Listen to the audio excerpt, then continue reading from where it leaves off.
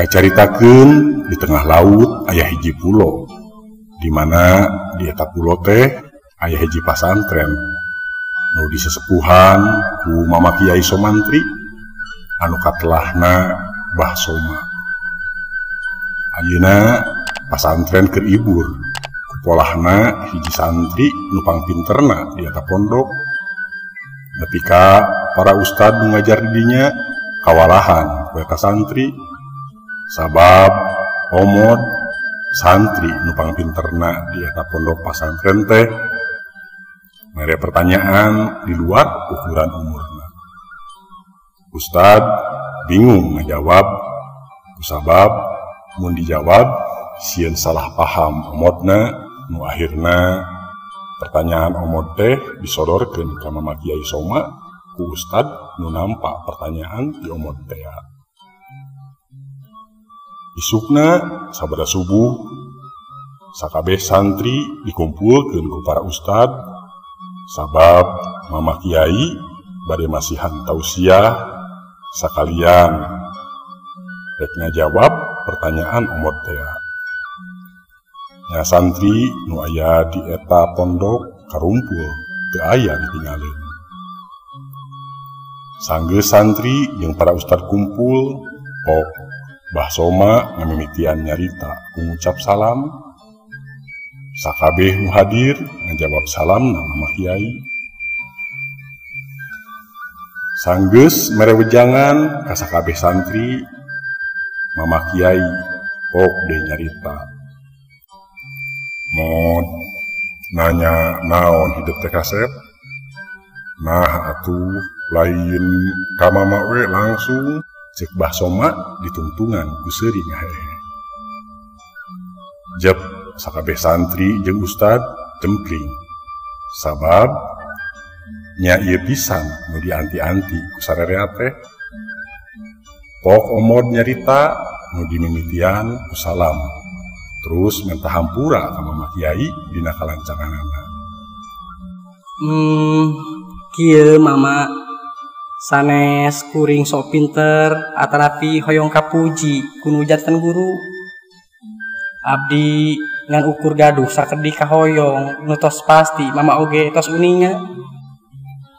Cek omod bari tungkul tandaning ajrih. Nya sok atuh sebutkeun deui omod teh hoyong naon? Mama hayang langsung omod nu cumarita. Cek Bah Soma bari imut.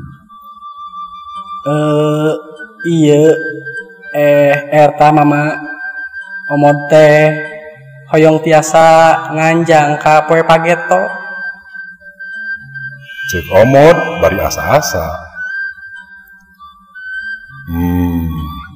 Eta nu jadi ibur di pondok urang teh udah omod hayang bisa nganjang ka poe pageto. Cek Bah Soma bari ditungtungan ku imut. Ari kitu mah ngan aya syarat namod kumaha sanggup pikeun narima syaratna. Cek Bah Soma bari nuluykeun caritaanana. Syarat naon Mama? Cek omod bari dagdigdug. Samemeh hidup nganjang ka poe pageto. Kumaha mun hidup ngalauna heula meunang 3 bulan mah. So kumama dijajabkeun ka basisir mun sanggup bada lohor hidup langsung mangkat 3 bulan we. Ngan mun teu kuat neruskeun oge geuwat hidup balik deui ka dieu. Atuh mun tamat 3 bulan kayak kumama dijemputna. Kumaha Mod sanggup? Ceuk Bah Soma bari netep Omod. Sanggem mama. Cek Omod daria geus teu pisan mikir deui. Heug ari kitu mah sok ayeuna mah bubar nu rek duha heula. Atuh karanjeun salaku guruna Omod sok siapkeun perlengkapan jeung bekal pikeun Omod ngalalana. Atuh santri balubar nya kitu deui para ustad nyiapkeun bebekalan keur Omod ngalalana. Timimiti parahu jeung sajabana geus siap di basisir samemeh lohor. Sabada lohor basisir ngaredak pinu para santri nu jajab Omod. Katempo Omod geus tiup dina parahu bari ngangge bawa bekal. Parahu nu ditumpakan Omod sosoranganan teh dicekelan sisianana ku Mama Kiai. Mama Kiai nyarita, "Bra Mod hidup geralunta, wayahna anjeun sosoranganan, poma hidup ulah ngaliuk deui ka tukang. Jeung ingetkeun mun teu kuat geuwat maneh balik deui. Tapi mun tamat ke kumama dijemput, ngajan maneh di mana wae ge ayana." Soloyong parahu lalaunan maju muru ka tengah lautan. Sakabeh nu jajab ukur bisa melong semu hariwang. Ngajan teu saeutik aya di antarana santri nu sing kecewis. Si Omod mah kaleuwihi pan akhirna mata mangkat ku Mama Kiai. Tong boro balik deui. Nepi ka ditu ge cantang tuh. Cag urang tinggalkeun heula pondok pasantren nu aya di pulo tengah laut teh. Ayeuna urang caritakeun heula lalampahan Omod nu diditah ngalalana ku guru utamana teh. Moal dicaritakeun kumaha Omod angkleung-angkleungan di laut nu muru basisir sabeudaheunana. Najan aya kaanehan ge, tapi yakin alatan pangdoa nu jadi guru. Parahu lajuna lurus terus teu balik najan kateungar ombak gede oge. Caritana Omod geus nepi ka basisir nu nuju daratan. Breh katempo teu jauh ti basisir aya pilemburan nu teu sabaraha rame.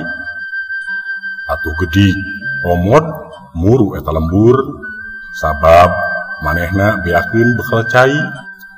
Nya tujuanana rek menta cai pikeun nginum jeung bekal manehna di perjalanan oge. Jog Omod anjog ka sisi lembur. Didinya loba budak leutik pidu baraju ukur di calana pondok wungkul keur arulin ucing-ucingan. Omod nanya ka salah sahiji budak, "Jang, ari ieu lembur naon?" Ceuk Omod bari dongko, "Ieu mah lembur puseur angin, Mang." Ceuk budak nu ditanya. Loyong Omod muru hiji imah nu katempo dina tepasna aya hiji wanoja nu keur ngadaweung. "Punten teteh, pami aya cai, abdi nyuhunkeun we sagelas, abdi dahaga tos leumpang jauh." Ceuk Omod bari rengkuh. "Teu aya." Tembal eta wanoja bari ngunian terus asup ka jero imah. Sajongjongan Omod olohok, "Alhamdulillah nuhun teteh." Gerendeng Omod bari ngaleos. Geus meunang sabaraha imah, tapi Omod nubuh nu mere cai. Tong boro keur bekal, dalah ukur keur saregokeun nginum oge eueuh nu mere. Keur bingung kitu, breh aya imah bilik sisi lembur puseur angin. Soloyong Omod nyampeurkeun imah bilik. Kasampak ditepas imah aya aki-aki kersila tutung bari ngalinting bahu mole. Assalamualaikum Ki. Cek Omod uluk salam. Waalaikumsalam. Eueuh nu mere cai nyajang. Terus ka dieu rek menta cai bari jeung asa-asa ge maneh ka dieu. Pedah ieu mah imahna bilik. Cek si Aki ngomongna telat jeung seuri. Ngadenge kitu Omod lain nembal malah olohok sabab si Aki nyaho tujuan manehna jeung nyaho gerentes hatena. Geus tong olohok wae sujang. Yap ka dieu diuk jeung Aki. Aya ari cai keur nginum hungkul mah. Ngan eueuh keur bawaeun maneh mah. Cek si Aki bari gugup bae. Si Omod siga munding anu ditenok. Jolge kueh diuk dina sisi tepas. Bari hatena himeng ku si Aki naha bet nyaho kana tujuan manehna. Yang mun hayang cai keur bekel tuh aya pancuran tengah-tengah kebon Aki. Jung rek ngalak keur bekel mah. Cek si Aki bari nunjuk kalebakeun imahna. Omod nu olohok wae kita tadi ngawanikeun maneh nanya ka si Aki. Ki geuning Aki nyaho kana maksud kuring? Cek Omod bari melong. Si Aki ngajawab. Geus tong dipikiran jang. Jung ayeuna mah geura mangkat ka pancuran. Keun bae teu balik deui ka dieu ge.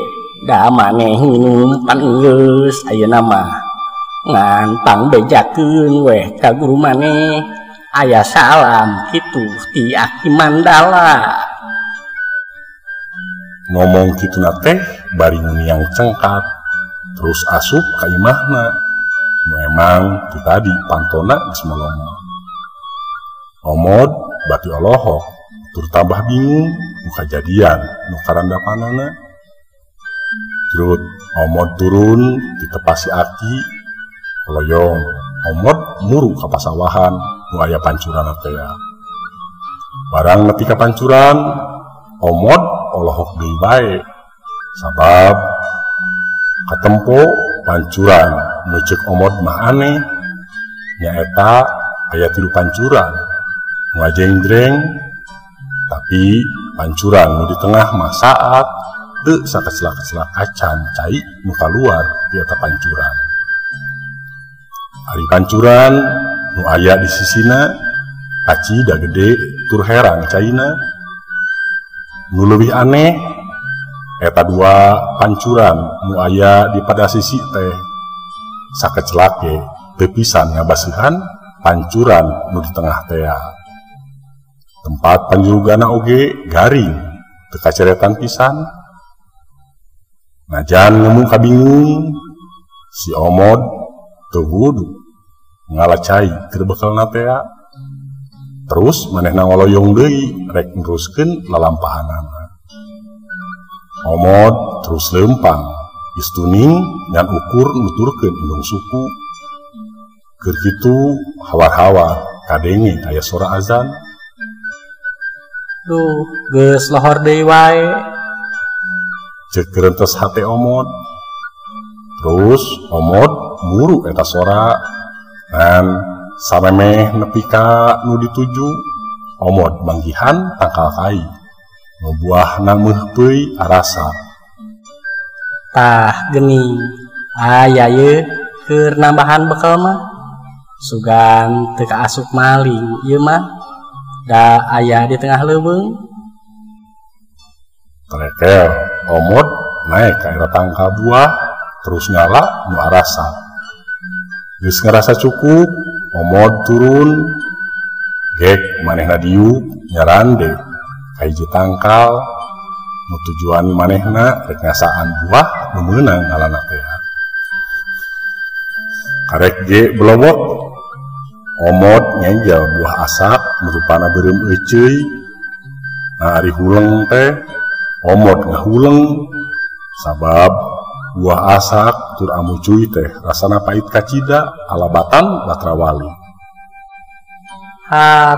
Nah pait buah teh Cek omod gegerendengan. panan asak malah beureum tapi nah rasana pait. Gereneng omod deui keur nyacapkeun ka panasaran. Omod naik deui kana tangkal buah tadi an ayeuna mah nu dialakna buah nu harejo keneh. Jut omod turun gerobos eta buah dikokos ku omod. Nari huleng teh omod ngahuleng sabab buah nu disangka atah udah hejo tapi rasana amis alabatan madu. Duh, nah rasa buah teh bet tibalik kieu. Cek omod. Terus eta buah teh diasupkeun kana buntelanana bikin bekal manehna di perjalanan. Geudig deui omod rumampah muru ka mushola nu tadi kadenge aya nu adzan teh. Barang geus kapanggih eta mushola terus omod muru ka pangwuduan. Saberesna wudu manehna muru lawang mushola rek ngadon salat lohor nu waktuna meh tereh bea. Barang brai eta panto mushola dibuka ari gebeg teh. Omod ngagebeg ngarenjak sabab di jero mushola nu rentul teh ngan anjing aya nu keur molor, aya nu keur lelan, aya oge nu keur singdarangon. Atuh barang omod nangtung di tengah lawang eta anjing teh rage ngagoguan omod. Omod geluat untuk di panto mushola terus dibuburanjat lompat. Geus ngarasa aman omod geluat ngalaksanakeun salat lohorna. Saberesna ngawirid omod ngahuleng ngaraga meneng pikiran kaanehan nu geus kaalaman ku manehna. Duh, acan ge parat 2 bulan tapi nu karandapan kacida araneh pisan. Duh, mamaguru hampura omod nuwang kelang merekedeweng ngawakarep sorangan.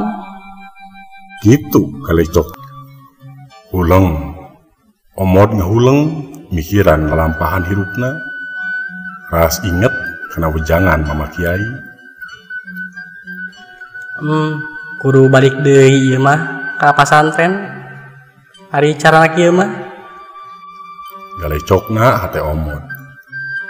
can oge 2 bulan ti barang mangkat tapi loba pisan kajadian aneh nu kuring mah karek manggihan di ieu wengkon. Kumaha mun parat 3 bulan. Cek omod deui dina jero hatena. Kuniang omod hudang terus manehna balik deui muru ka lembur puseur angin nu di sisi basisir teh nu dipake mihapekeun parahuna. Gancangna carita omod geus nepi ka nu dituju geuwat tali nu dipake nyangcang parahu dibuka. Terus parahu didorong dirada beh tengahkeun kalacat manehna hanjat gek diuk ceg kana dayung karek ge manehna ngayungkeun dayungna sakalina ari blesat teh eta parahu ngablesat lir panah nu leupas nagondewana. Parahu melesat meulah lautan muru ka basisir peuntaseunana. Jog omod anjog ka basisir sisi pulo teh. Terus omod turun manehna leumpang rusuhan muru ka pasantren. Barang nepi ka gerbang pasantren, blus manehna asup ka pakarangan pasantren nuker kabeneran. Santri loba nuker sing rariung pas dialajar silat. Barang ningali omod asup ka pakarangan, loba santri nu lalumpat bari sing garwa. Aya nu gelo asup ka pasantren. Atuh ari nu gede kawani mah geuwat ngepung omod nu calahak coloho. Barang sadar yen baturna teh sieun kumanehna jeung nu ngepung teh moro manehna, omod ngagorowok. Kuring mah lain nu gelo, tapi kuring omod teh. Barang geus sidik yen eta beneran si omod mah nya salah sahiji ustad pangajar di eta pasantren geuwat unjukan kang Mama Kiai Somantri alias Mbah Soma nu katelahna. Bade Isa kasaksi ku para ustad pangajar ditepas bumi Mama Kiai, omod ditalek ku Mama Kiai. Cing, sok mod pedar naon nu kapanggih waktu ngalalana nepi ka anjeun teu sanggup nganggeuskeun 3 bulan. Kitu pananya Mbah Soma. Jep jempling ukur sora renghapna omod jeung para ustad nu kadenge. Kabeh melong ka omod, kabeh istuning daria nganti omod medar pangalamanana. Regot omod minum cai nu geus ti tadi disadiakeun. Ret omod ngareret ka para ustad nu rehe da puguh sieun teu kadenge naon nu rek dipedar ku manehna. Geus kitu paralak omod ngaguar lalampahanana, lalampahan dirina ti mimiti jrut turun dina parahu nepi ka manehna anjog deui ka eta pasantren. Atuh para ustad teh cing poloho sing gumecrek ngadenge lampahan omod. Ukur Mama Kiai Soma nu imut seuri, imut mesem jeung seuri leutik teh. Tah kitu mama lalakon sim kuring teh. Cek omod bari ngarek panjang. Omod cenah hayang nganjang ka poe pageto. Ari dibere PR sakitu geus kabingungan. Mana omod numpang pinterna sa pasantren teh? Mana omod anu sagala kitab katambul teh? Gening ukur sakitu. Mama Kiai ngagonjak omod. Duh, hapunten mama teu pisan-pisan. Cek omod bari kula mas kalemes. Ku mama urang jawab. Tapi si inget, ieu mah ukur pamanggih mama. Dina isuk pageto mun marane panggih jeung panalar nu anyar, poma ulah ngaluskeun atawa ngagorengkeun pamanggih oge panalar saha bae. Sabab marane oge bakal baroga pamanggih jeung panalar nu saluyu jeung laku oge ucap marane jeung bakal bisa ngabedakeun mana panalar pamanggih nu hade pikeun marane nya kitu oge sabalikna. Kitu cek Mama Kiai. Jep deui jempling ukur sora renghap para ustad jeung omod nu manco nunggu jawaban ti Mbah Soma. Jempling sadarea ge telemek teu nyarek, istuning nganti-nganti pedaran Mama Kiai. Mama satrasna kumaha sareng naon atuh pihartoseunana eta teh mama? Cek omod meupeskeun ka simpe peuting harita. Ari mama mah teu langkung hidep kasep. Naha bae ku mama dipedar hareupeun guru-guru hidep. Cek Mbah Soma bari imut. Oh, teu sawios mama, mangga teh teuing ari sanes rusiah mah. Tembal omod. Ari kitu mah ngan sakieu we ti mama mah ieu pangalaman jang omod. Tah aranjeun kabeneran bisa ngalap tina pengalaman Jang Omod.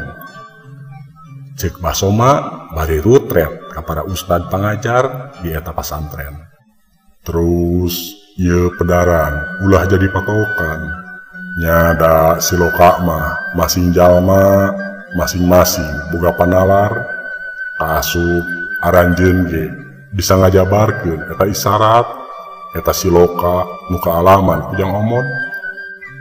Cek Basoma atuh sakabeh nu hadir ungut-ungutan tandani ngarti kana naon nu dimaksud ku Mama Kiai. Tadi Jang Omod nyebutkeun aya pancuran 3 nu ngajajar, tapi nu tengah mah saab jeung teu kaceretan kunu disisieunana. Tah eta teh ke jaganing jaga bakal datang mangsana di mana jalma wawuh tur deuketna teh jeung jalma nu sadarajatna deui. Pancuran 3 ibaratna 3 dulur. Ari dulur nu 2 mah najan pajauh ge sabab sarua beungharna mah nya silih simbeuh, silih keceretan. Ari nu tengah mah najan deukeut ge pantong boro kasimbeuh keceretan ge henteu. Da pancuran nu tengah mah teu boga pikeun ngecret, komo keur nyimbeuh mah da puguh saatea. Nyagari saneng-eneng ari teu aya hujan ti luhur mah eta gambaran kahirupan jeung dulur ke jaga. Tapi pamenta mah ulah sampai kejadian. Cek Basoma bari cek kana gelas regot nginum. Ari buah asap nu beureum euceuy rasana pahit anu ngora rupana oge hijo keneh. Eta jaganing jaga bakal datang zamana di mana loba jalma geus karolot umurna disebutna ge geus bapa oge aki. Ari kalakuan siga budak cumolo ngololeho naha sabab najan geus karolot sok resep ngagulukeun diomongeun, sok resep papaseaan, malah sok silihina jeung pada batur badis budak bolon keur arurin di buruan. Mending budak parasea ukur saritaeun, ari kolot kadang sok ngunek-ngunek. Tah ari buah ngora nurupana hejo sabalikna pan dinu rasa ge. Sabab bakal loba budak nu pamikiran jeung tingkahna kolot batan umurna nu disebut koloteun. Cek Basoma bari ngarahu ari musola atawa masjid atawa suro atawa masjid nu eusina anjing. Berat ieu mah mama oge rada keder. Ngan sakieu we pan anjing teh diharamkeun dina kitab suci urang ge, terus dinajiskeun ku kitab oge. Tapi aya nu teu haram teu najis di eta anjing teh. Nyatana sorana anjing na aya parentah jeung katerangan mun anjing ngagogog urang kudu nutupan ceuli. Nu paling kumama dipikasieun dina gambaran eta sok sieun jaganing jaga nu rentul di masjid teh ukur jalma-jalma nu ngadon nyamunikeun kalakuan teu ecreugna sangkan disebut jalma alim tur soleh. Eta nu dipaurkeun ku mama mah nya ngamugakeun mah ulah sampe kejadian eta siloka nu kapanggih ku Jang Omod teh. Cek Basoma semudah reda bangun tewasa kudu mugakeun siloka eta mah. Sakabeh ustad oge Omod sing dayagdag kureuwas ngarenge katerangan ti Basoma. Be, hari kitu mah si Omod teh nganjang ka poe pageto teh. Salangkeungna hiji ustad nu milu ngariung ditepas sama kiai. Lain nganjang kapoe pageto jang omod mah ukur ngalalana sakedeung nu ceuk maraneh teh mah teu tamat. Cek basoma nu semu ngagebes ka muridna nu geus kasebut ustad di eta pasantren. Kabeh si baratem deui nunggu basoma cacarita deui. Mama, teras ari siloka kuring teu aya nu masihan cai. Naon sareng saha atuh Aki Mandala teh? Nah, manehna apal maksad sareng tujuan kuring. Cek omot muka di obrolan dan sajian mah malah sing haruleng bangun aya nu diparikiran. Kedap kasep mama na ngasuh heula.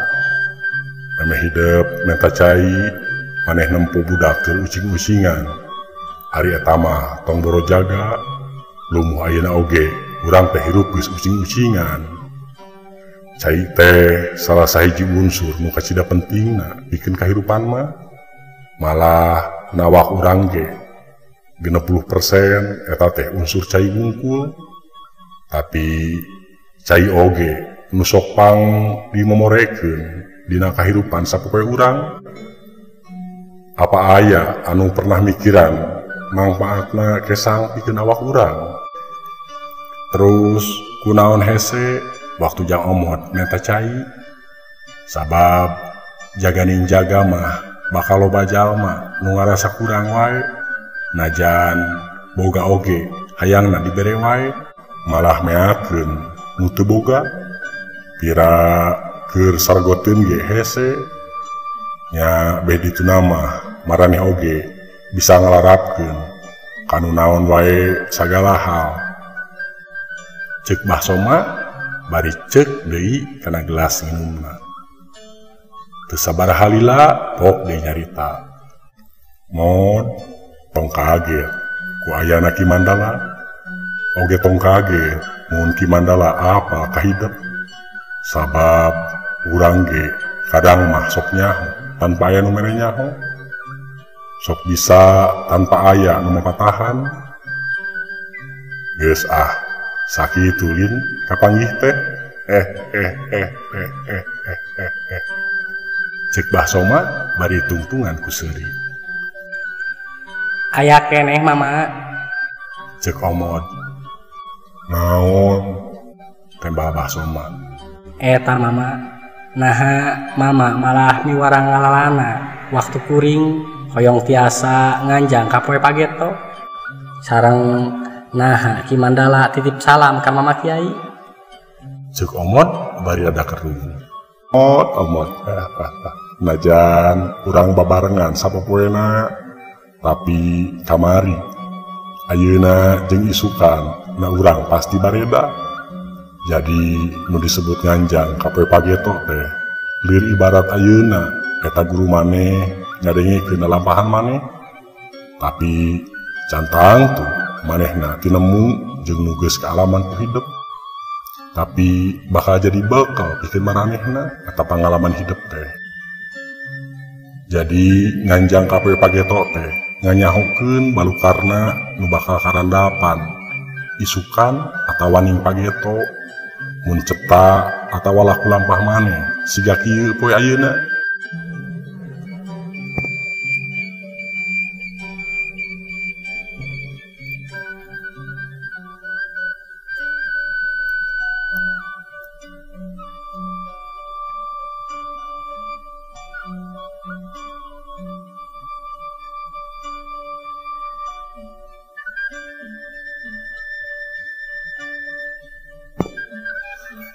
Ki Mandala titip salam oge. Ki Mandala titip salam oge kenal ka mama. Sabenerna urang sarerea saling kawano ngan aya hahalang menjadi mata urang jadi pokok. Omod mah ayeuna geura diajar deui ngaleuleuskeun hate ulah asa pang pinterna, pang bisana, pang bogana, ulah sagala di aku nu kuring nang nu kuring.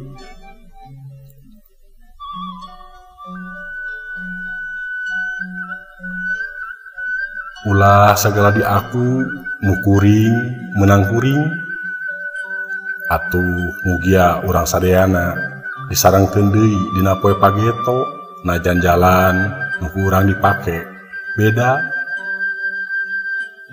mugia jalan urang sarerea aya ridho ti mantena geus rek deket ka waktu subuh hayu urang tatan-tatan.